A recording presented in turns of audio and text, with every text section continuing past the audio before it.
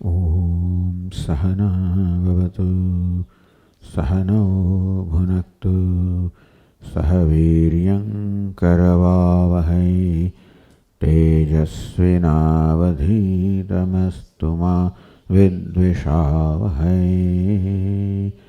ॐ शान्ति शान्ति शान्तिः। ॐ पूर्णमदः पूर्णमिदं पूर्णात् पूर्णमुदच्यते पूर्णस्य पूर्णमादाय पूर्णमेवावशिष्यते। ॐ शान्ति शान्ति शान्तिः। श्रुतिस्मृतिपुराणानाम् आलयं करुणालयं नमामि भगवत्पादं शङ्करं लोकशङ्करं शङ्करं शङ्कराचार्यं नारायणं सूत्रभाष्यकृतौ वन्दे भगवन्तौ पुनः पुनः। ईश्वरो गुरुरात्मेति मूर्तिभेदविभागिने व्योमवद्व्याप्तदेहाय दक्षिणामूर्तये नमः। ॐ वाङ्मे मनसि प्रतिष्ठिता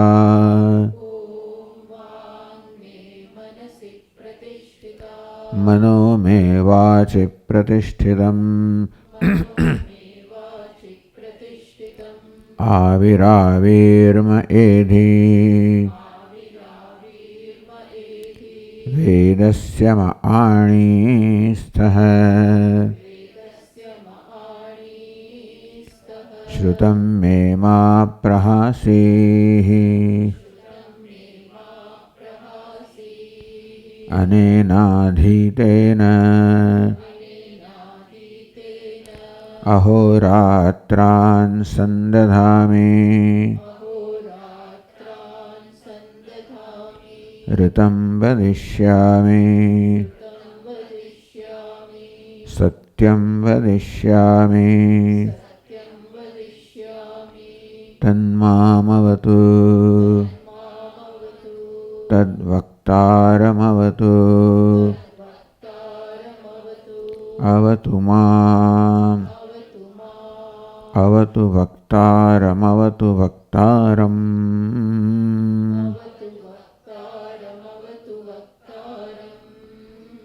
ॐ शान्ति शान्ति शान्तिः।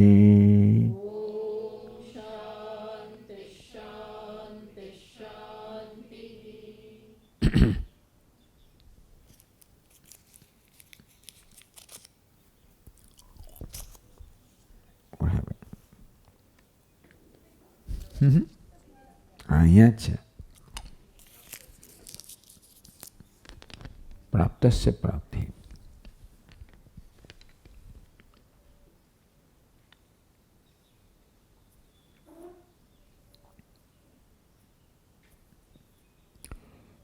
हितं स्वर्गसुखं मर्त्यसुखादपि अधिकत्वतः तद्वैराग्यं हिततरं यागाद्यायासवर्जनात्। तो इंद्रिय હવે જ્યારે વરદાન આપવાનું વચન આપ્યું અને પોતે જ શું વર છે શ્રેષ્ઠ છે પસંદ કરવાની જવાબદારી પણ પોતાની હતી, તો વરમ દદાની હું તને વરદાન આપીશ. વરનો અર્થ સર્વશ્રેષ્ઠ. વર એટલે હિત કરનાર, સર્વશ્રેષ્ઠ હિત કરનાર એવું આપવાનું વચન આપ્યું. અને પ્રથરને કહ્યું, મહારાજ આપ જ પસંદ કરો, મારા માટે શું શ્રેષ્ઠતામાં છે. બીજો કંઈ બીજાને પસંદ ના કરી શકે તો આપની મરજી. આપ જો પસંદ કરવા ન ઈચ્છતા હોય અને તેથી આ વરદાન ના આપવા ઈચ્છતા હોય કારણ કે આપ પસંદ ના કરો, હું તો પસંદ કરીશું કે એમ મને ખબર નહીં મારા માટે શું શ્રેષ્ઠ છે, તો હું વરદાન વગરનો રહી જઈશ જેવી આપની ઈચ્છા. પરંતુ વરદાન આપવાની પ્રતિજ્ઞા તો ઇન્દ્રએ કરી હતી. માટે ઇન્દ્રને લાગ્યું કે મારે મારા વચનને તો પાલન કરવું જોઈએ. માટે એણે નથી માગ્યું. આમ તો માગે બ્રહ્મવિદ્યાની પ્રાર્થના કરે જ આપી શકાય, અને તેમાં શિષ્યની યોગ્યતાની પરીક્ષા કરીને પછી આપવું જોઈએ. એવો આ ન્યાય છે, લૌકિક ન્યાય છે, વ્યવહારિક ન્યાય છે. પણ એ ન્યાયની ઉપેક્ષા કરવી પડી અને એણે બ્રહ્મવિદ્યાની માગણી નથી કરી. અથવા પ્રતદન અધિકારી છે કે નહીં એ નક્કી થયું નથી, તો પણ પ્રતર્દનને ઉપદેશ કરવાની એને ફરજ પડી. તો સ્વાત્મબોધો હિતતમઃ, સ્વર્ગ છે એ મર્ત્ય સુખ કરતા હિત છે.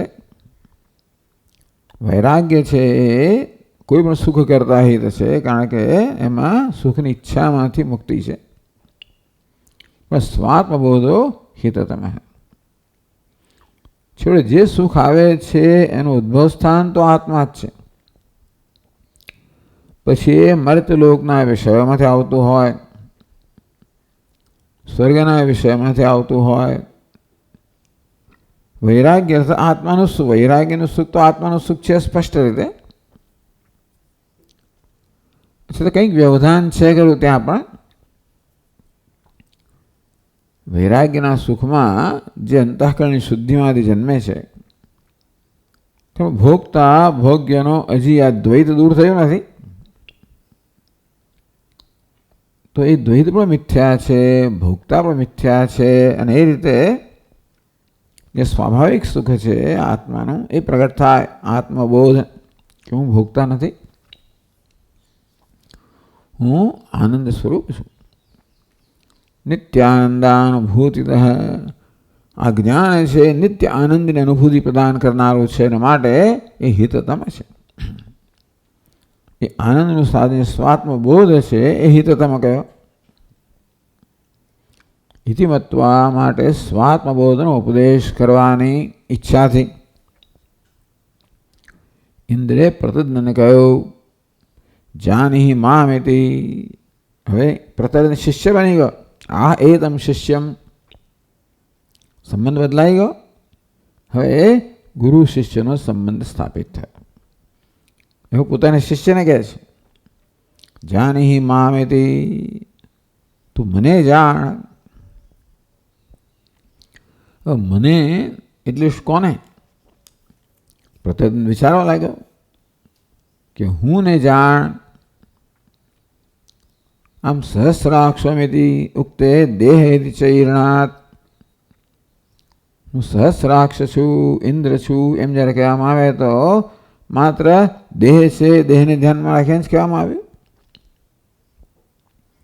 અથવા મમ દેહ, મારો દેહ કહેવામાં આવે ત્યારે દેહનો માલિક છે એને ઉદ્દેશને કહેવામાં આવ્યું એ તો જીવાત્મા કહો. બેને તો હું જાણું જ છું. જાનીહિ મામ, તું મને મારું જ્ઞાન પ્રાપ્ત કર, મને જાણ. પણ જો ઇન્દ્રનો દેહ આત્મા હોય તો એને હું જાણું છું અને મને કોઈ નિત્યાનંદની અનુભૂતિ થઈ નથી. એનો જે માલિક છે, જેને જીવાત્મા કહેવાય, એ મારા પ્રત્યક્ષ જ્ઞાન વિશે નથી. વાત સાચી છે, ઇન્દ્રિયોથી ન જાણી શકાય. કે આપણા મનની વૃત્તિઓના આપણે એ પ્રકારે પણ ન જાણી શકાય. અર્થાત પ્રત્યક્ષતા કે અપરોક્ષતા ન જાણી શકાય. પરંતુ આવો માલિક છે એ અનુમાનથી જાણી શકાય. સહસ્રાક્ષ વપુ સ્વામીયુક્તમ, ઇન્દ્રનું શરીર છે એ કેવું છે? સ્વામીયુક્તમ, એ સ્વામી વાળું છે, સ્વામી ધરાવનારું છે. અર્થાત એનો કોઈ સ્વામી છે. વ્યવહારતઃ, કારણ કે આ શરીર વ્યવહાર કરી રહ્યું છે. અહીં તો એનું આ હેતુ આપવામાં આવ્યો. દૃષ્ટાંત કયું છે? મત શરીરવત, બસ આટલું જ. કે મારું શરીર વ્યવહાર કરી રહ્યું છે અને એટલા માટે કે હું છું, આત્મા છે, જે સ્થૂળ દેહ અને સૂક્ષ્મ દેહ કરતાં ભિન્ન છે. તેવી રીતે મને જાણ જ્યારે કહે છે ત્યારે એ મને કહો, મમ કહો, હું કહો, અસ્મત શબ્દ કહો, એનો અર્થ સ્થૂળ દેહ પણ નહીં, સૂક્ષ્મ દેહ પણ નહીં, પરંતુ આ સ્થૂળ સૂક્ષ્મ ઉપાધિ જે છે એ જેને કારણે વ્યવહાર કરે છે, ચેતનબંધી છે, એ આત્મા છે. અતો બુદ્ધિમતો બોધમ યોગી અસ્મત શરીર લક્ષિત વિવક્ષિત કશ્ચિદ અર્થ. એટલે જ્યારે ગુરુજી ઇન્દ્રે મને જાણ, હું શબ્દનો, અસ્મત શબ્દનો પ્રયોગ કર્યો ત્યારે અસ્મત શબ્દ લક્ષિત. અસ્મત હું કે મારું એ શબ્દનું ઉચ્ચારણ કરવામાં આવે ત્યારે આપણા મનમાં જે પ્રકારની પ્રતીતિ થાય, દેહની થાય, સ્થૂળ દેહની થાય, સૂક્ષ્મ દેહની થાય, એ વાચ્યાર્થ થયો. એ તો આનો અર્થ ના હોય, કારણ કે એ તો હું જાણું છું. સ્થૂળ દેહને પ્રત્યક્ષતયા જાણું છું, સૂક્ષ્મ દેહને જીવાત્માને અનુમાનથી જાણું છું. પરંતુ આત્માનું જ્ઞાન તો છે નિત્યાનંદ અનુભૂતિદઃ. આત્માનું જ્ઞાન તો નિત્ય આનંદની અનુભૂતિ પ્રદાન કરનારું છે, જેમને થયું નથી. એ માટે આત્મા શબ્દનો અર્થ સ્થૂળ કે સૂક્ષ્મ દેહ ના હોય. તેથી લક્ષિત કશ્ચિદ અર્થ, ટૂંકમાં સ્થૂળ અને સૂક્ષ્મ દેહ સિવાયનો એવું કોઈ તત્વ છે જેને ઇન્દ્ર આત્મા હું એ પ્રકારે કહે છે. ઇન્દ્ર પોતે નિત્યાનંદ અનુભવ કરી રહ્યો છે અને હું જેને કહે છે આત્મા છે, તો આત્માના અનુભવથી નિત્યાનંદ અનુભવ થાય. તેથી ઇન્દ્ર જેના માટે હું કે અસ્મત શબ્દનો પ્રયોગ કરે છે એ કંઈક અન્ય વસ્તુ છે. કશ્ચિત અર્થ વિવક્ષિત, જો કંઈક અલૌકિક અર્થ છે જેની વિવક્ષા છે, પ્રયોગ કહેવાનું પ્રયોજન છે ઇન્દ્રનું. એટલે અહીંયા જ્યારે આપણને વાચ્યાર્થ ન લાગુ પડે ત્યારે સંબંધિત અર્થને લક્ષ્યાર્થ કહેવામાં આવે. મુખ્યાર્થ એના વિનાભૂતે, મુખ્યાર્થને છોડી દીધા વગર પ્રતીતિ, પછી આપણે પ્રતીતિ થાય, મુખ્યાર્થ રહ્યો, છતાં મુખ્યાર્થ દ્વારા આપણને સંબંધિત બીજા અર્થનું જ્ઞાન થયું. અસ્મત રહ્યો, પણ આ જ્યારે મુખ્ય અર્થ છે એનો પરિગ્રહ કરવાથી સ્થૂળ સૂક્ષ્મ દેહથી જ્યારે આ વાક્ય ન લાગુ પડે કે ભાઈ નિત્યાનંદ અનુભૂતિદઃ, એ ન લાગુ પડે ત્યારે સંબંધિત જેનું આપણને જ્ઞાન થાય છે એને લક્ષ્યાર્થ કહેવામાં આવ્યો. તો હવે 11મા ઇતિ શિષ્યેણ નિશ્ચિતમ. આ પ્રકારે શિષ્યએ પ્રતર્ધને નિશ્ચય કર્યો કે ઇન્દ્ર અસ્મત શબ્દથી જે કહે છે એ તો કોઈક અન્ય તત્વ છે, કંઈક અર્થ છે બીજો, જે ધ્યાનમાં રાખીને અસ્મત શબ્દનો પ્રયોગ થયો છે. નિશ્ચય શિષ્યના મનમાં જન્મ્યો. તો હવે આગળ 11મા શ્લોકમાં કહે છે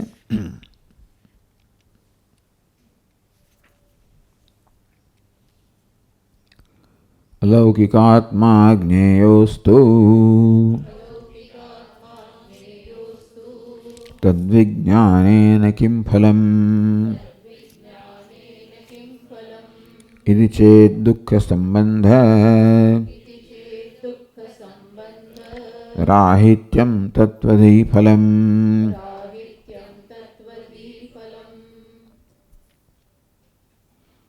તો પ્રશ્ન કરવામાં આવે છે, ધારો કે પ્રતર્દન પ્રશ્ન કરે, અલૌકિક આત્મા આ પ્રત્યક્ષ અનુમાનથી જે જણાવે લૌકિક વસ્તુ છે. એક તો લોક એટલે કે આપણે ઇન્દ્રિયો એનાથી જે જ્ઞાન થાય અને લૌકિક જ્ઞાન થાય પદાર્થોને લૌકિક કહેવાય. અને એ પ્રત્યક્ષ જ્ઞાન પર આધારિત જે છે અનુમાન એને પણ લૌકિક જ કહેવાય, કારણ કે લૌકિક પદાર્થોનું જ જ્ઞાન થાય. તો કશ્ચિત અર્થ વિવક્ષિત, આ સિવાયનો કંઈક અર્થની વિવક્ષા છે. અલૌકિક આત્મા, પણ ઇન્દ્રિય જે આત્માની વાત કરે છે અલૌકિક છે. દિવ્યો ह्यमूर्त પુરુષ સબાખ્યા દિવ્ય, અલૌકિક અર્થાત ઇન્દ્રિય ગમ્ય નથી. તો જ્ઞેય અસ્તુ એ જ્ઞેય છે. જ્ઞેય અર્થાત જાણવા યોગ્ય અથવા જેને જાણવાનું છે કયું તત્વ છે? તો કે અલૌકિક આત્મા છે. અલૌકિક આત્માની અલૌકિક આત્મા છે જેની વિવક્ષાથી અસ્મત શબ્દનો પ્રયોગ થયો. ચલો, એ તો નિશ્ચય શિષ્યના મનમાં જન્મ્યો. તો હવે પ્રશ્ન થાય તદ્વિજ્ઞાનેન કિમ ફલમ? અલૌકિક આત્માના જ્ઞાનથી શું ફળ પ્રાપ્ત થાય? ઇતિ ચેદ, એવો જો પ્રશ્ન હોય તો દુઃખ સંબંધ રાહિત્યમ તત્વધી ફલમ. ઉત્તર આપવામાં આવે છે, ઇન્દ્ર ઉત્તર આપે છે તત્વધી ફલમ. તત્વ એટલે વાસ્તવિક સ્વરૂપ. તો આત્માના વાસ્તવિક સ્વરૂપને જાણવાનું ફળ તત્વધી એટલે જ્ઞાન. તો તત્વ અર્થાત આત્માના વાસ્તવિક સ્વરૂપને જાણવાનું ધી એટલે જ્ઞાન, ફલમ એનું શું ફળ છે? દુઃખ સંબંધ રાહિત્યમ. ઉત્તર આપવામાં આવ્યો દુઃખ સાથેના સંબંધનો અભાવ, અર્થાત દુઃખ સાથેનો સંબંધ છૂટી જવો એમ કહો. આત્મજ્ઞાનનું ફળ શું છે? બધા દુઃખ સાથેનો સંબંધ છૂટી જવો. તમ વિદ્યાત દુઃખ સંયોગ વિયોગમ યોગ સંગીતમ. ભગવાન 6ઠ્ઠા અધ્યાયમાં કહે ભગવદ્ ગીતામાં કે યોગની ના કઈ વિલક્ષણ વ્યાખ્યા કરી ભગવાને વિયોગને યોગ કહ્યો. તદ્વિદ્યા દુઃખ સંયોગ વિયોગમ. દુઃખ સાથે જ સંયોગ થયેલો જ છે. જન્મથી અજ્ઞાનને કારણે જે ભ્રમ છે દેહાત બુદ્ધિ, એ દેહ દુઃખ નથી, અહમ પણ દુઃખ નથી. તો દેહોહમ એ દુઃખી થયો. આ દુઃખી નામને એક હસ્તી ઉત્પન્ન થાય છે. દેહ એ દુઃખ નથી. દેહમાં પીડા હોય ખરી, પણ દુઃખ છે એ તો મનનો પ્રતિભાવ છે. એ પીડાનો સ્વીકાર ન કરવામાં આવે, એ પીડાને ન ટાળી શકવાને કારણે અસહાયતા અનુભવવામાં આવે. આ માનસિક સંતાપ ઉત્પન્ન કરનારો છે. એટલે માનસ સંતાપને આપણે દુઃખ કહીએ છીએ. એટલે દેહની પીડાનો અનુભવ ના થાય એવું તો નથી. એ કલ્પના કરી શકીએ આપણે એવા મહાપુરુષની કે દેહની પીડાનો અનુભવ થાય છે ત્યારે પણ એ પીડા હું નથી અનુભવતો. આમ તો દેહ સાથે અંતર ઉત્પન્ન થયું, પરંતુ દેહમાં પીડા થાય ત્યારે પણ જે અંતર ઉત્પન્ન કરી શકે બહુ મોટી સિદ્ધિ છે. અને ત્યારે એને આપણે કહીએ કે આત્મજ્ઞાનમાં નિષ્ઠા. દેહાત બુદ્ધિમાં સંપૂર્ણ મુક્તિ. આ દેહાત બુદ્ધિ છે એ દુઃખ જન્માવનારી છે. દેહ છે પોતાના પ્રારબ્ધ કર્મને કારણે પીડા જન્માવનાર છે. પીડા અનુભવના પીડિત થાય છે, અને તેથી પીડાનો અનુભવ થયા વખત આપણે રહી ના શકીએ જ્યાં દેહની સભાનતા છે ત્યાં સુધી. એવો મહાન યોગી હોય જે દેહની સભાનતાથી દેહથી પોતાની સભાનતાથી મુક્ત કરી શકે તો હા, તો પીડાનો અનુભવ પણ ના થાય. તે અનુભવમાંથી મુક્તિ મેળવી શકાય, પરંતુ જ્યાં સુધી દેહને અહમ માનવામાં ત્યાં સુધી એ દુઃખીપણાની તો સંભાવના રહી જાય છે.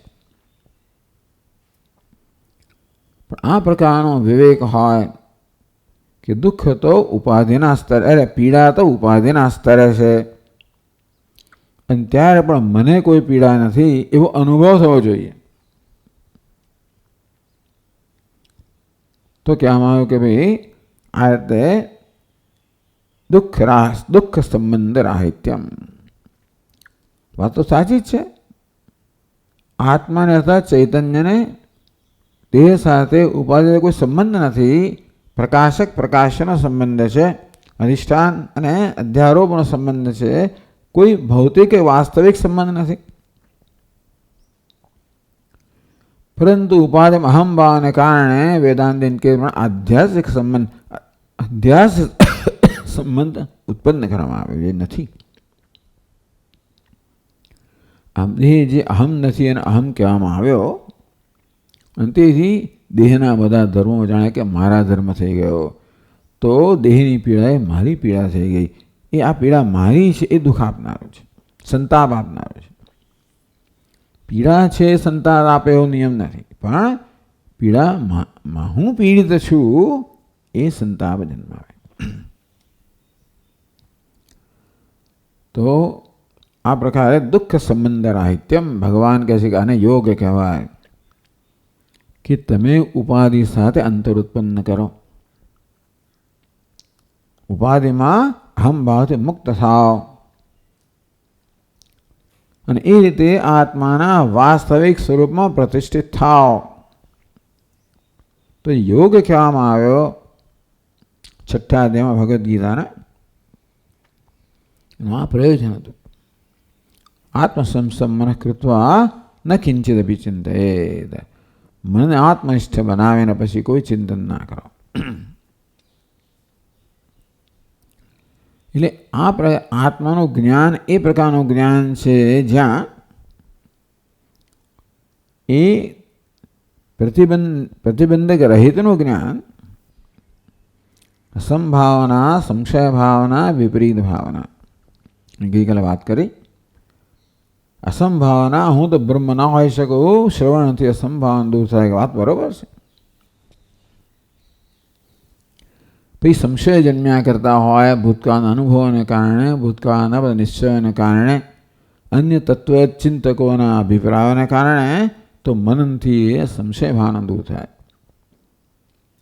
પછી જીગી દેહાત્મા રહી ગયો નિધિધ્યાસનથી હું બ્રહ્મ છું એ પ્રકારની નવી વાસના જન્માવા દ્વારા પેલી વાસનાને દૂર કરવામાં આવે. આ શું થયો? દુઃખ સંયોગ વિયોગ.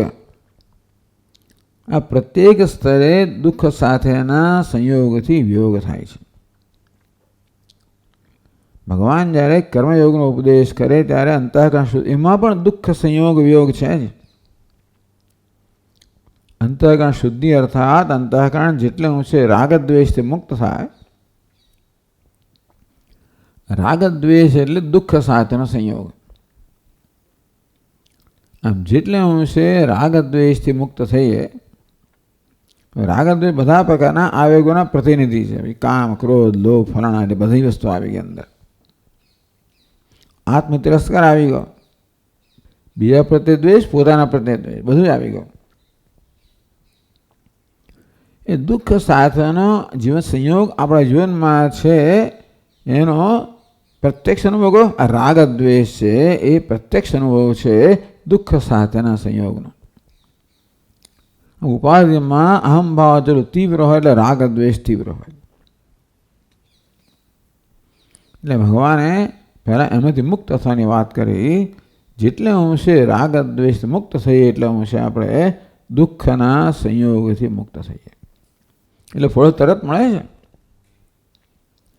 નિષ્કામ કર્મ કરવાનું હોય કે ઈશ્વરને અર્પણ કરવાની બુદ્ધિથી કર્મ કરવાનું ફળ મળે છે. શું મળે છે? દુઃખથી વિષાદથી મુક્ત થઈએ છીએ, અને આંતરિક સુખ છે ધીમે ધીમે પ્રગટ થતું જાય છે. એ છેવટે શા પરિણામે આત્મનિષ્ઠા પ્રાપ્ત થાય ત્યારે બધા જ પ્રકારના દુઃખના સંયોગથી મુક્ત થઈએ. દુઃખ સંબંધ રાહિત્ય. આ સંબંધ આધ્યાત્મિક સંબંધ જ છે, પરંતુ આપણે મુક્ત થવાનું છે શેનાથી?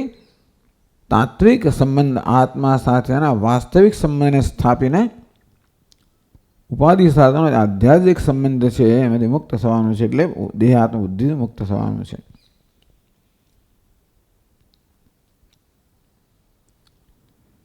એ દુઃખ સંબંધ રાહિત્યમ. તો પ્રશ્ન કરવામાં આવ્યો કે ભગવાન આપ કહો છે અસ્મત પ્રત્યય આત્મા છે અને વિજ્ઞાનનું શું ફળ છે? તત્વધી ફલમ દુઃખ સંબંધ રાહિત્યમ. તત્વધી ફલમ તત્વધી તત્વના જ્ઞાનનું ફળ શું છે? દુઃખ સંબંધ રાહિત્યમ. બધા દુઃખના સંબંધથી મુક્તિ. જો કે પ્રશ્ન થાય કે ભાઈ દુઃખના સંબંધી મુક્તિ એટલું જ માત્ર નથી ઈચ્છતો હું તો જીવનમાં સુખ સાથે સંબંધિત છું. સુખમાં એ પરમ પુરુષાર્થ સુખ જ છે. તો કે એ જુદી વસ્તુ નથી. અંધકારનું જવું અને પ્રકાશનું આવવું, અજ્ઞાનનું જવું, જ્ઞાનનું આવવું, દુઃખનું જવું, સુખનું આવવું એ બે ભિન્ન વસ્તુ નથી. કારણ કે સુખ તો નિત્ય છે, નિત્ય પ્રકટ જ છે. સૂર્ય છે અને સૂર્ય પ્રકાશી જ રહ્યો છે. માત્ર જે વાદળ છે આપણને સૂર્યના અનુભવથી વંચિત રાખે છે. તેવી રીતે દુઃખનું વાદળ આપણને આપણા સ્વાભાવિક સુખના અનુભવથી વંચિત રાખે છે. એ વાદળ ગયું એટલે સુખ તો પ્રગટ છે જ. તેથી સુખ પ્રાપ્તિ નામનો બીજો પુરુષાર્થ નથી. અને મોક્ષની વ્યાખ્યા કરવામાં આવી આત્યંતિક દુઃખ નિવૃત્તિ નિર્દિશે સુખ અવાપ્તિ. દુઃખની હંમેશ માટે નિવૃત્તિ અને અનંત સુખની પ્રાપ્તિ. પણ આ બંને એક જ વસ્તુ છે.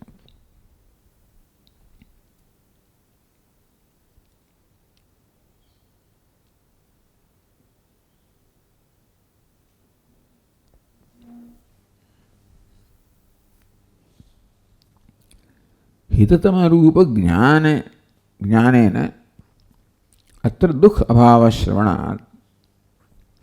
આ શ્લોકની અંદર જે સ્વાત્મ જ્ઞાન છે, હિતતમ છે, એનાથી દુઃખનો અભાવ થયો એવું શ્રવણાત એ પ્રકારે કહેવામાં આવ્યું. શિષ્યએ સાંભળ્યું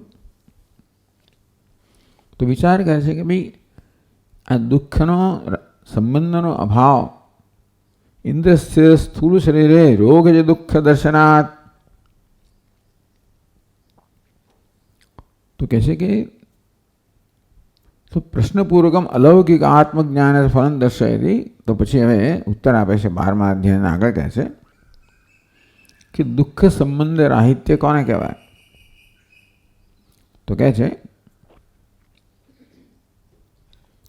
તસ્માધિતતમં જ્ઞાનમ દુઃખાભાવોત્ર વર્ણ્યતે સહસ્રાક્ષે સ્થૂલદેહે દુઃખમ રોગાદિજં ભવેત. સ્વામિન્યસ્મિન સૂક્ષ્મદેહે પુણ્યપાપકૃતં ભયં ત્વાષ્ટાદીનાં વદેપ્યાસીત ભયં નૈવ ચિદાત્મનઃ.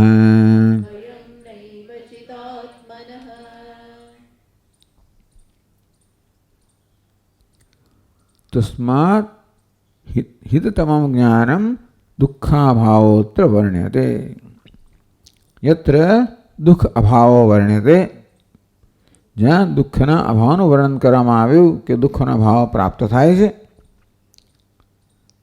હિત જ્ઞાનમ હિતતમમ એ કારણથી આ જ્ઞાન છે, સ્વાત્મબોધ છે, એ હિતતમ છે. હિતમ હિતતરમ હિતતમમ. તો ઉપદેશ આપતા પહેલા ઉપદેશનો વિષય નક્કી થવો જોઈએ કે વર પ્રદાન કરવાનો છે, મારે હિતતમ પ્રદાન કરવાનું છે. તો પહેલાં એનો નિર્ણય થઈ જવો જોઈએ કે હિતતમ વસ્તુ કઈ છે કે સ્વાત્મબોધ. કેમ? દુઃખના અભાવમાંથી મુક્તિ, દુઃખના સંબંધી મુક્તિ. તો કેવી રીતે? अत्र दुख अभाव वर्ण्यते। तो आ ज्ञान हिततम है ए ज्ञान किस्सामां दुखनो अभाव केम ए कहेवामां आवे छे। सहस्राक्षे स्थूल देहे दुखम रोगादिजम भवेद। सहस्राक्षना इंद्રના જ્યારે અહમ કહે છે ત્યારે જો સ્થૂળ દેહ હોય તો સ્થૂળ દેહમાં તો ઘણું દુઃખ હોય. દુઃખમ રોગાદિજમ ભવેદ. બિચારા ઇન્દ્રને રોગ થતો હશે, ના થવો જોઈએ પણ માની લો કોઈના પણ સ્થૂળ દેહની અંદર જન્મ મૃત્યુ જરા વ્યાધિ આ બધી પીડાઓ તો છે. ટૂંકમાં સ્થૂળ દેહના સ્તરે આપણે દુઃખને કે પીડાને કોઈ રીતે ટાળી ના શકીએ. અહમ બુદ્ધિ હોય તો દુઃખ સાથેના સંબંધને પણ ટાળી શકીએ. સહસ્રાક્ષે સ્થૂલ દેહે દુઃખમ રોગાદિજમ ભવેદ. સ્વામિન્યસ્મિન સૂક્ષ્મ દેહે પુણ્ય પાપ કૃતમ ભયમ. સૂક્ષ્મ દેહ કહો કોણ છે? સ્વામિની અસ્મિન સૂક્ષ્મ દેહે. આ સ્થૂળ દેહનો સ્વામી છે. સૂક્ષ્મ દેહ કહેવાય કે જીવાત્મા કહેવાય. પુણ્ય પાપ કૃતમ ભયમ ભવેદ. ત્યાં ભય જન્મે. પુણ્ય પાપ વગેરે કર્મ કરવાને કારણે જે ભય તો એક દ્રષ્ટાંત આપ્યું. ટૂંકમાં એ પ્રકારની બધી દુઃખ સંતાપકારક વૃત્તિઓ જન્મે. માનસ સંતાપ જન્મે. તો મન છે એટલે મનનો સંતાપ જન્મવાનો. દેહ છે માટે દેહની પીડા જન્મવાની જ. આને કોઈ ટાળી ના શકે.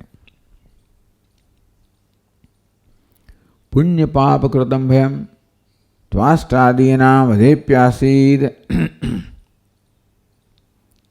ભયમ નૈવ ચિદાત્મન ત્વાષ્ટાદીના વધેપી. ત્વષ્ટા વગેરેના ત્વાષ્ટ એટલે એનો દીકરો વિશ્વરૂપ. ત્વાષ્ટ્ર એટલે ત્વષ્ટાનો દીકરો વિશ્વરૂપ. એ વગેરે એ બધાના વધ ઇન્દ્રએ કર્યો હતો. એ બધું વધ કરો ત્યારે તમે પાપ કરી રહ્યા છો મનમાં તો એ માટેની એક પશ્ચાતાપની વૃત્તિ કે પછી અપરાધની વૃત્તિ જન્મે. પાપ લાગશેનો ભય પણ જન્મે. જે બિચારો સીધો સાધો માણસ હોય, પુણ્યશાળી હોય, સદાચાર ધર્મનિષ્ઠ હોય, એ પાપથી ડરે. રામચંદ્રજીને એક ડર લાગે, પાપથી ડર લાગે. જ્યાં કશાનો ડર ના લાગે. તો તેવી રીતે પુણ્ય પાપ કૃતમ ભયમ. આમ તો પુણ્યથી ભય ના જન્મવો જોઈએ પણ કર્મથી પુણ્ય પાપ બંને આવી દીધા. પુણ્ય ને પાપથી જન્મતો ભય છે એ મનમાં થાય, સૂક્ષ્મ શરીરમાં થાય અને ત્યાં સંબંધ દુઃખ સંબંધ છે. સ્થૂળ શરીરને દુઃખ સંબંધ છે રોગાદિજન્ય અને સૂક્ષ્મ શરીરને સંબંધ છે દુઃખ સાથે. ભય આદિ ભય વગેરે જન્મે. શેની જન્મે? કર્મથી જન્મે.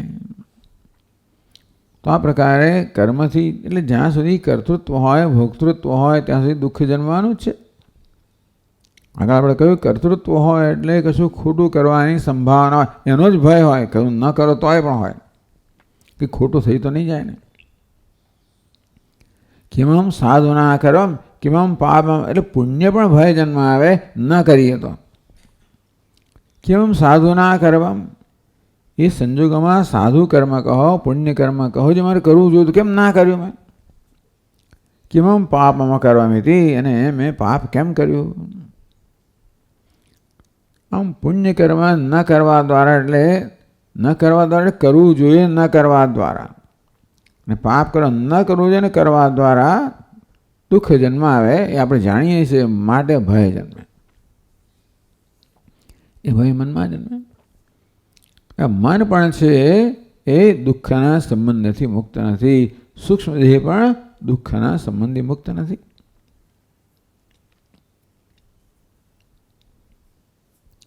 અત્ર ચિદાત્મા એવ અસ્મત શબ્દ લક્ષિત ઇતિ આહ. ત્વાષ્ટાદીના વધેપી ચિદાત્માના ભય અભાવાત. પણ ચિદાત્માને આ ભય સાથે કે દુઃખ સાથે કોઈ પ્રકારનો સંબંધ નથી. ચિદાત્માને સ્થૂળ દેહ સાથે કે સૂક્ષ્મ દેહ સાથે કોઈ સંબંધ નથી. એ તો પ્રકાશક છે. સંધિને માત્રથી સ્થૂળ સૂક્ષ્મ દેહ ચેતનવંતા બને પોતપોતાના કાર્ય કરતા હોય, પરંતુ કોઈ સંબંધ નથી. કોઈ પ્રકારના સંબંધ વગર આ ચેતન છે આ બધાને ચૈતન્ય આવે ચેતનવંતા બનાવે છે. જેમ કોઈ પ્રકારના સંબંધ વગર એક લોહ ચુંબક છે, લોખંડના ચૂર્ણ હોય એને કેવી રીતે ગતિમાન કરે છે સંબંધ વગર, દૃષ્ટાંત છે. તેવી રીતે ચૈતન્ય પણ કોઈ સંબંધ વગર અચેતનને ચેતનવંતું બનાવે છે. ચેતનસ ચેતનાનામ, ચેતન તત્વો જણાય છે અને વાસ્તવમાં ચેતનતા પ્રદાન કરનાર ને કોઈ સંબંધ નથી. એ માટે ભયમ નૈવ ચિદાત્મનઃ, ચિદાત્માને કોઈ ભય નથી, અર્થાત ભય સાથે દુઃખ સાથે કોઈ સંબંધ નથી.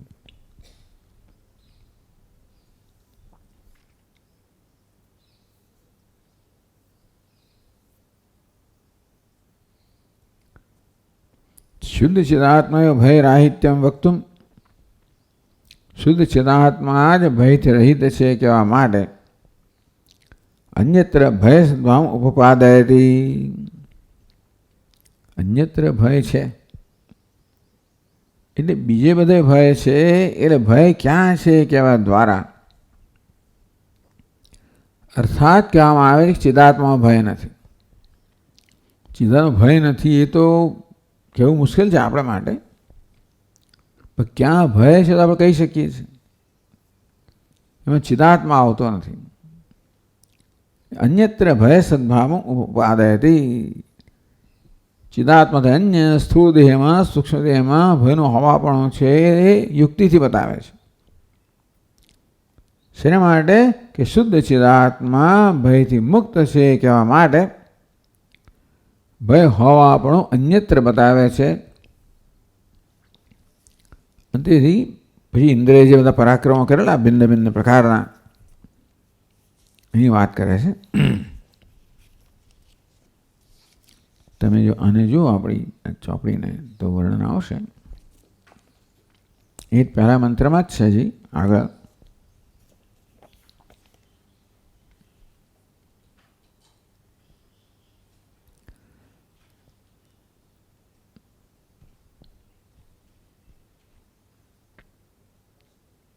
આઠમી પંક્તિમાં છે. તેમણે કહ્યું એની પહેલા એવમ તદેવ અહમ મનુષ્યાય હિતતમ મન્યે યન્મામ વિજાનયાત. એને કહ્યું કે મનુષ્ય માટે એ હિતતમ છે કે એ મારું મને જાણે. કે ત્રિશીર્ષાણમ ત્વાષ્ટમ અહનમ, આ ત્વષ્ટાનો પુત્ર 3 શિરવાળો વિશ્વરૂપ હતો, એને મેં હનન કર્યું. ચાલો એટલે આ 3 મુખ 3 મસ્તક વાળો હતો વિશ્વરૂપ. એને દેવતાઓના પુરોહિત તરીકે સ્થાપિત કરવામાં આવે, નિયુક્ત કરવામાં આવે. કોઈક વા ઇન્દ્રએ પોતાના દુર્વર્તન દ્વારા પોતાના ગુરુ બૃહસ્પતિને કુપાયમાન કર્યા અને બૃહસ્પતિ દૃશ્ય થઈ ગયા. એટલે કોઈ પુરોહિત ના રહ્યો એટલે કોઈ સત્કર્મ કરાવવાનો ના રહ્યો એટલે બધા રાક્ષસો હડપી લીધું. એમના ગુરુ તો હતા શુક્રાચાર્ય, અને ગુરુ વગર તો ચાલે જ નહીં.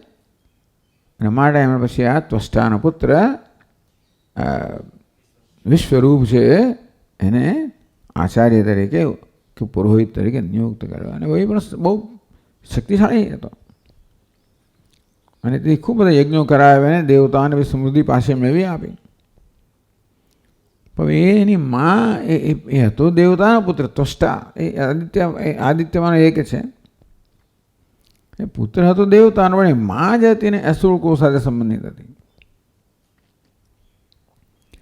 આ બધું વિચાર્યું નહીં હોય તમે. આમાં એવું છે ને આજકાલ તો બધું બેકગ્રાઉન્ડ ચેક થતો હોય છે, થવો જોઈએ. અમેરિકાની અંદર કોઈને આવી રીતે પ્રપોઝલ મૂકે ને, તમે પ્રસ્તાવ મૂકો કે ભાઈ આ અમારી કેબિનેટ સેક્રેટરી થશે, ફલાણું ઢીકું, જે કંઈ તમે એપોઇન્ટમેન્ટ હોય ને, એટલે એ કોઈકને નિયુક્ત કરવાનો હોય તો એને બધું બેકગ્રાઉન્ડ ચેક ચાલે. જન્મ્યો ત્યાંથી શું શું કર્યું, ક્યાં ક્યાં ગયો ને શું નહીં, તોય લોકો છટકી જાય છે. તોય ઘણી વાર પાછળથી ખબર પડે છે. પાસે બેકગ્રાઉન્ડ ચેક નહીં કર્યું વિશ્વરૂપનું કે એની મા તો અસુરકુળની છે અને મા માટેને આસક્તિ હોય છે, અસુરોમાં આસક્તિ હોય. ને 3 મુખ હતા એમ કહેવાય છે કે એક મુખથી સુરાપાન કરે, બીજા મુખથી શું એને ત્રણ મુખથી પછી સોમરસનું પાન કરે. એ દેવતાઓ સમક્ષ સોમરસનું પાન કરે અને પછી પેલો સુરાપાન કરે. દેવતાઓ સમક્ષ આહુતિ આપે દેવતાઓ માટે અને પાછળથી આહુતિ આપે અસુરો માટે. એટલે આ લોકોનું જે કામ થવું જોઈએ ના થાય. પછી ખબર પડી ઇન્દ્રને કે આવું કરે છે એટલે એક ઝાટકે એને 3 મસ્તક છેદી નાખે. એટલે આ કહેવામાં અહીંયા આગળ ત્રિશીર્ષાણમ સ્વાષ્ટમ અહનમ, ત્વષ્ટાનો પુત્ર ત્રિશીર્ષા એટલે વિશ્વરૂપને મેં હણી નાખ્યો. એટલે પોતે આ બધા પરાક્રમો કર્યા એની વાત કરે છે.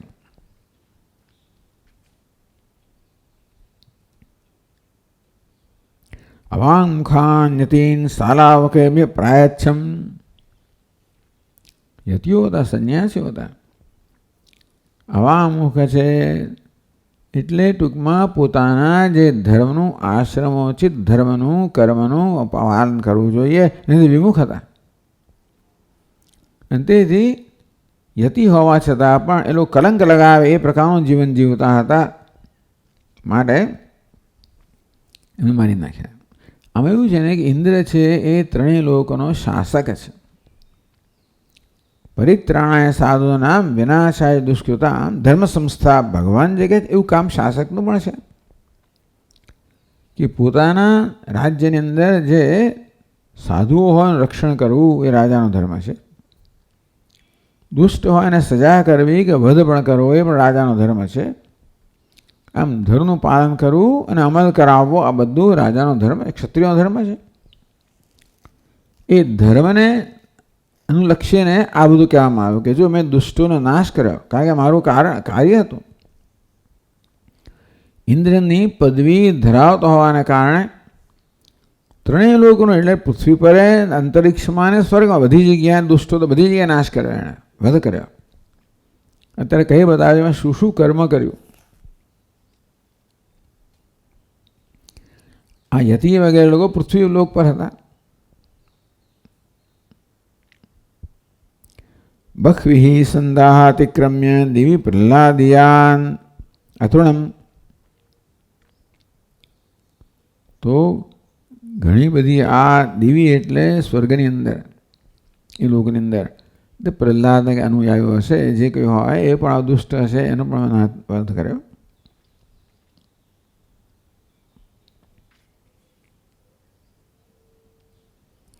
પ્રહલાદના પરિચારક દૈત્ય રાજાઓ એને મોતને પંથે પહોંચાડે.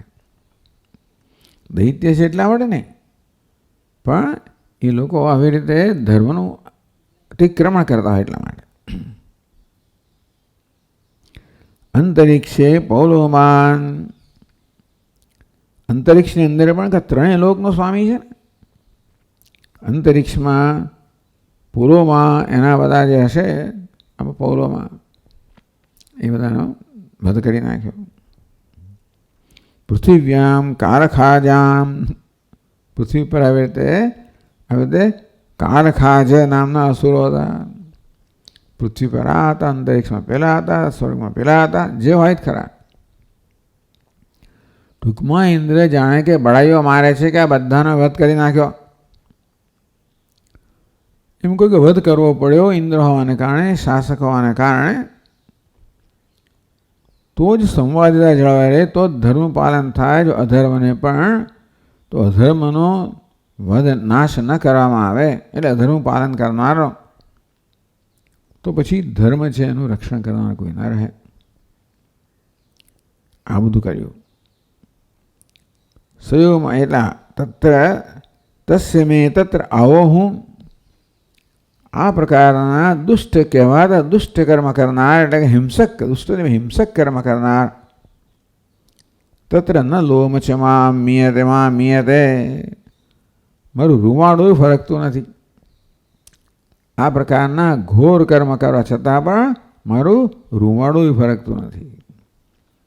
રૂવાડું ફરકતું નથી એટલે ટૂંકમાં આ બધા કર્મ દ્વારા જે પાપ થાય એ સાથે કોઈ સંબંધ નથી. નહીં તો રૂવાડું શું ને આમ બધું ફરકે. ને માતૃવધેન પિતૃવધેન સ્તેન ભ્રૂણ હત્યા. ટૂંકમાં જે સ્વાત્મબોધ ધરાવતા આત્મજ્ઞાનીઓને માતાનો વધ કરે, પિતાનો વધ કરે, ચોરી કરે, ભ્રૂણની હત્યા કરે,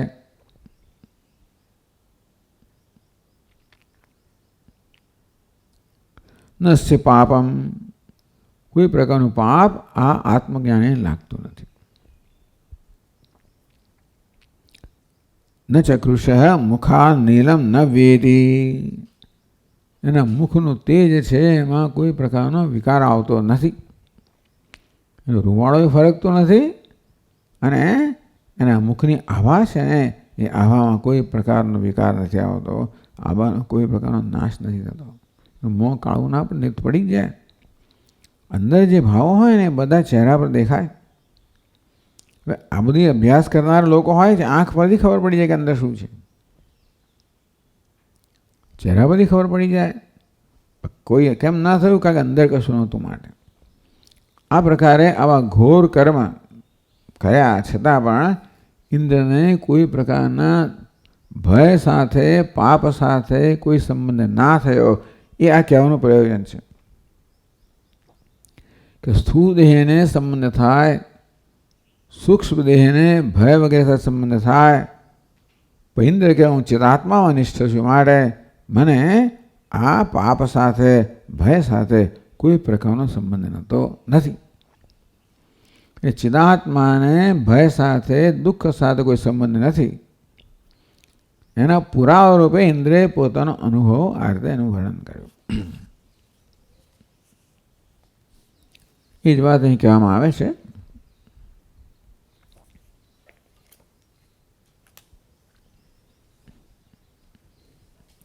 તો 14મા શ્લોકથી કહે છે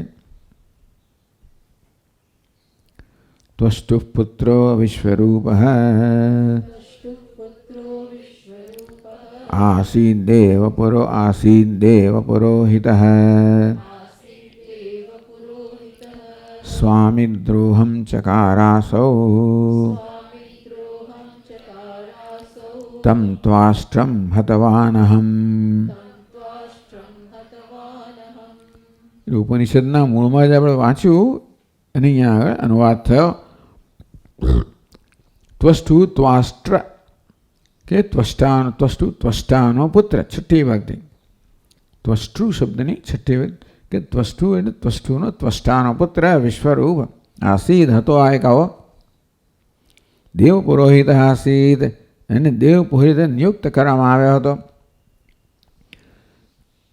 સ્વામી દ્રોહમ ચકાર, અસૌ સ્વામી દ્રોહમ ચકાર, અને સ્વામીનો દ્રોહ કર્યો, દેવતાઓનો દ્રોહ કર્યો.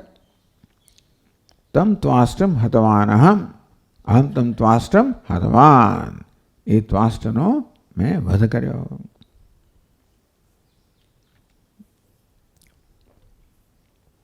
તો કહે છે કર્તર્યભૂત બ્રહ્મ હત્યા નત્વસંગે ચિદાત્મની વેદાંત જ્ઞાનહીનાનામ યતીનામ હનને તથા લોકત્રયે બહુવિધાન અસુરાન હતવાનહમ ચિદાત્મનોપि મે તત્ર નૈવ લોમાપિ હિંસ્યતે.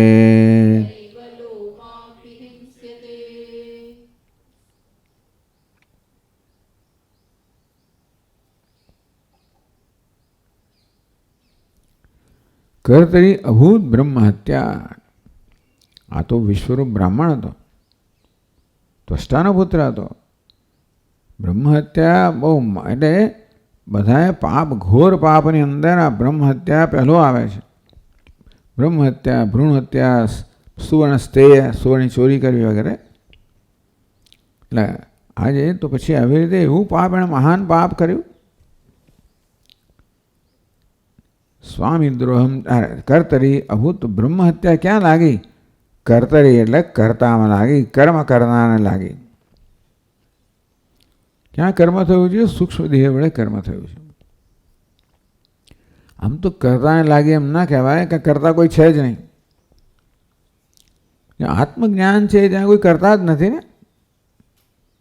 કરતા ક્યાંય છે જ નહીં. અજ્ઞાનમાં કરતા નથી. આ દુનિયામાં કર્મનો કરનાર જ કોઈ નથી. બહુ મોટું રહસ્ય છે. કેટલી વાર આપણે કહી ગયા કે બધા કર્મના મૂળને આપણે તપાસીએ તો કોઈ કર્મ કરનાર મળશે જ નહીં. એ પ્રકૃતિમાં તો જોઈ શકીએ છીએ આપણે. વસ્તુ થઈ રહી છે. અચેતનમાં તો આવું સ્પષ્ટ છે, થઈ જ રહ્યું છે. જ્યારે ચેતન આવે ત્યારે આપણે માનીએ છીએ કે ભાઈ ચેતન કર્મ કરી રહ્યો છે, ચેતનમાં કર્તૃત્વ છે. એટલે પછી આ બધા ચેતન જે પશુ પક્ષીઓ, પ્રાણીઓ, જીવજંતુઓ છે કર્મ કરી રહ્યા છે. પેલો મને મચ્છર ડંખી ગયો કે પછી આ મધમાખી ડંખ માર્યો, કૂતરાએ બસકું ભર્યું વગેરે વગેરે. આમ જે ચેતનતા આવે ત્યાં આપણે એમને કર્તાપણું આરોપિત કરતા હોઈએ છીએ. ચાલો કદાચ આપણે માનીએ કે એ લોકો સ્વભાવથી કામ કરે છે, પણ આપણે મનુષ્ય તો કર્મ કરનારો છે. એટલે ઈરાદાપૂર્વક કર્મ કરવું એનું નામ કર્તૃત્વ. ઈરાદાપૂર્વક કર્મ કરવાની સ્વતંત્રતા માત્ર મનુષ્યને, જેને આપણે ફ્રી વિલ કહીએ, સ્વતંત્ર સંકલ્પ શક્તિ. એ જોઈએ તો એને પણ ખરેખર આપણે જો એનું પણ વિશ્લેષણ કરીએ તો ખબર પડે કે એ પણ આ મનુષ્ય પણ કર્મ કરનાર નથી. કોઈ કર્મ કરનાર જ નથી. કર્મ કરનાર એક ભ્રમ છે, કોઈ વાસ્તવિકતા નથી. કદાચ કર્મ કરનાર માનવું હોય તો બુદ્ધિને કર્મ કરનાર માનવી, પછી તો અચેતન છે.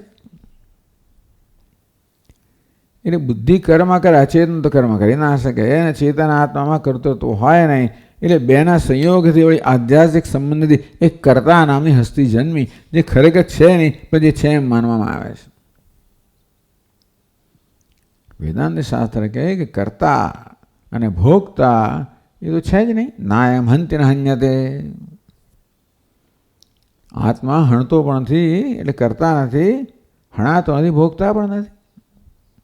ભોગતો નથી જે પોતાને કરતા ભોગતા માને છે. હંતા ચેદ મન્યતે હંતુમ, હતશ્ચેદ મન્યતે હતમ. ભોગતો વિજાનિત, બંને જાણતા નથી. એમ કરીને આત્મામાં કર્તૃત્વ અને ભોગતૃત્વ બધા પ્રકારના વિકારનો નિષેધ કરવામાં આવ્યો. ત્યારે ભાઈ ક્યાં રહ્યું કર્તૃત્વ? અનાત્મા અચેતન છે, એમણે ત્યાં કર્તૃત્વ ના હોય. અને આત્મા ચેતન છે, આ કરતા તો કર્તૃત્વ રહ્યું ક્યાં? માત્ર આ ચેતન અચેતનની જળ ચેતનની ચિત્તની ગ્રંથિને કારણે, આધ્યાત્મિક સંબંધને કારણે એક કર્તા નામની એક હસ્તી ઉત્પન્ન થઈ. એટલા માટે જ્યારે આત્માનું વાસ્તવિક જ્ઞાન થાય ત્યારે આ કરતા રહેતો નથી. કારણ કે એ તો ઊભી કરેલી ભ્રમ છે. જો કરતા અનાર તો કર્મ કરનારો કોઈ રહ્યો જ નહીં. એટલે જ્ઞાની પુરુષ માટે કોઈ કર્મ કરનારો જ નથી. ચૈતન્ય કર્મ કરતો નથી, અચેતન કર્મ કરી શકતું નથી. એટલે ભલે કહ્યું કર્તરી અભૂત બ્રહ્મ હત્યા. બ્રહ્મ જે કરતાને લાગે, કરતા જ કોઈ નથી. કરતા હોય તો પતી ગયું કામ. ટૂંકમાં કરતા ક્યારે હોય? ચેતન સંકળાયેલો હોય ત્યારે, નહીં તો કરતા કોઈ હોય નહીં. એટલે અજ્ઞાની હોય જે પોતાને કરતા માને છે એને બ્રહ્મ હત્યાનું પાપ લાગે, એને ભય બધું જ લાગે. પણ વાસ્તવમાં જ્ઞાન થવાથી શું જ્ઞાન થયું? કોઈ કરતા જ નથી. હું કરતા નથી એમ નહીં, કરતા જ નથી, કર્મ કરનાર નથી, થઈ રહ્યું છે બધું. નૈવ કિંચિત કરોમિતિ યુક્તો મન્યેત તત્વવિદ ઇન્દ્રિયાણી ઇન્દ્રિયાર્થેષુ વર્તન્તે. બસ ગુણાહા ગુણેષુ વર્તન્તે. આમ ગુણોનું ગુણો સાથેના વ્યવહારને કર્મ કહેવામાં આવે છે. એમાં આત્માને કંઈ લાગતું વળગતું નથી. એટલે બ્રહ્મહત્યા કોને લાગે? હવે ટૂંકમાં આ બહુ મોટી વસ્તુ કરવા, એ બ્રહ્મ હત્યાથી શરૂઆત કરવામાં, બીજા બધા કરતા પણ હત્વા વિષયમાન લોક ન હંતિ ન નિબધ્યતે यस्य नाहंकृतो भावः बुद्धि यस्य न लिप्यते. भगवान કહે કે જેનો અહંકૃતો ભાવ નથી, અર્થાત જેનો કર્તૃત્વ બુદ્ધિ નથી, હું કરતા છું, કર્મ કરું, એ પ્રકારનો બુદ્ધિ કે ભ્રમ જેનામાં નથી. બુદ્ધિ યસ્ય ન લિપ્યતે, જેની બુદ્ધિ લેપાયમાન થતી નથી, જેનું કોઈ આસક્તિ નથી, જે કશું ઈચ્છતો નથી. આ કર્મ દ્વારા શું થવું જોઈએ, શું ના થવું જોઈએ, એની કોઈ ચિંતા જ નથી.